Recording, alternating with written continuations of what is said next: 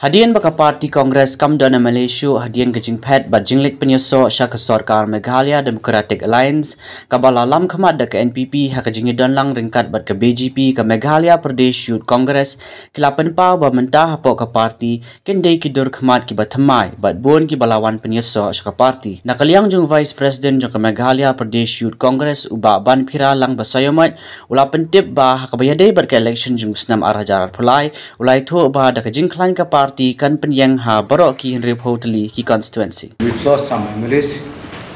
We started with 12, Exodus. Then right now 5 are suspended. The youth that we have now, we are more concerned about the roots of the party. Yes, flowers will perish, fruits will fall, but our roots will be strong. And right now, this is the start of a new phase for Congress. New leaders will come out, and in good time I think so we'll be announcing people joining the party who will contest elections, and you can take it from us. The 60 assembly seats, we will have candidates. The core committee of the Congress is very strong right now. In spite of the exodus of the MLAs, we still have a vibrant team right now.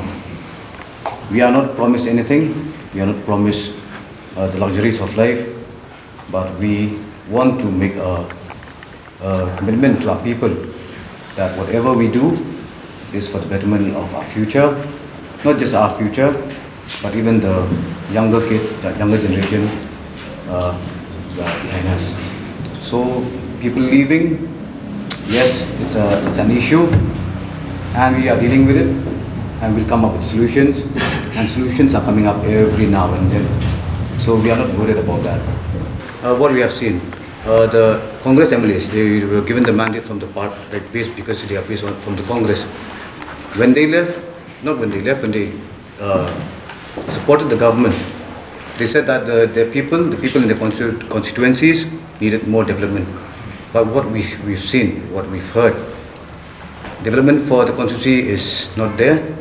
But personal development has taken place. They have been given places in the cabinet. They are being given places, offered places everywhere. So we can read between the lines, right? Yes, if you look at it this way, right? If our leaders or whoever joined the NPP right now, if they feel that they are winning, like good for them, right? We wish them luck. But we know for sure NPP won't be winning majority this time. It's their short-sightedness maybe. And we should know, elections won't just happen in 2023. We are looking far ahead of that.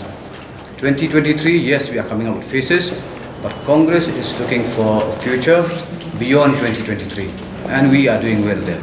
We are confident because the process, yes, the results are important, but the process that we have right now, starting again with how we strengthen the organization, starting from the frontal organizations.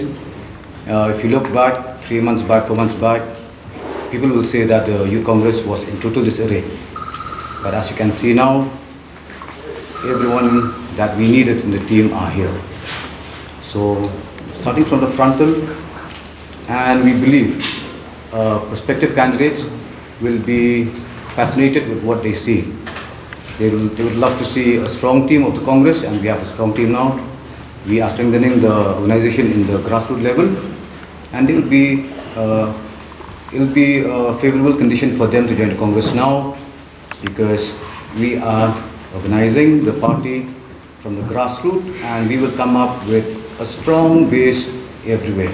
That's what I believe.